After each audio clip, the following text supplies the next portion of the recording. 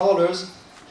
And for example, let's take this one, this nice little guy called perfectwatches.cn. By the way, you can see that the counterfeiters do a pretty good job at replicating legit-looking websites, so that pretty much any customer can be lured into thinking it's legit. So let's study this guy. My crawler will go and investigate it. They will look for, first, the brand-specific keywords in the body of the page. Oh, there's a match for Cartier, so I know this website does sell Cartier watches. Pretty good candidate. So I start the feature extraction. I don't know if you saw earlier, but at the top you have a phone number. So here, my crawler sees it, automatically fetches the phone number, stores it next to the website, and also finds, I also find the analytics ID. Here you can see that the analytics ID ends with B39C. We will see about it later. So I complete all the feature extraction. And then I put all the data in Gephi, run the clustering, and I end up with a global overview like this with 50,000 nodes. And the guy I was just showing earlier is just lost here somewhere. You can already see some clusters actually.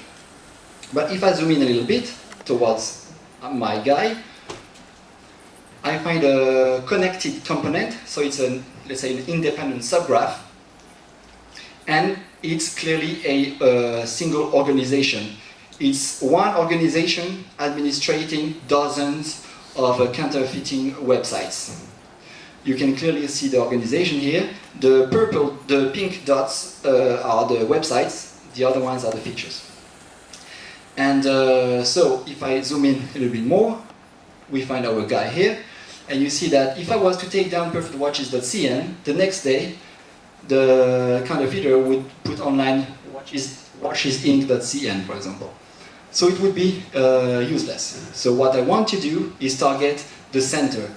Here you see clearly that there's a centerpiece in this graph, the red dot. And what is the red dot?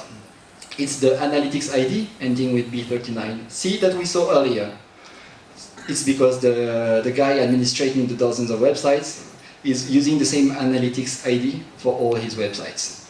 So what I would tell to my legal department would be, do not try to take down perfectwatches.cn. Try to look for the guy behind the analytics ID and take him down.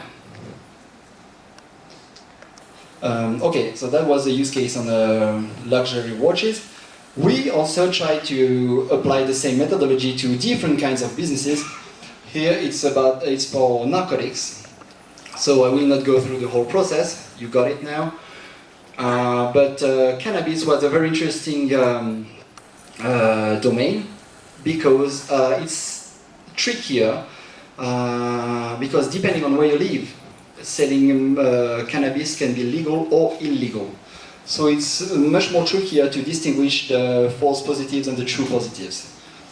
In the end, you still get some clusters, and this is why the clustering is also efficient, because all the legit websites will be gathered into clusters. So you can also remove much faster all the false positives and concentrate on the illegal websites.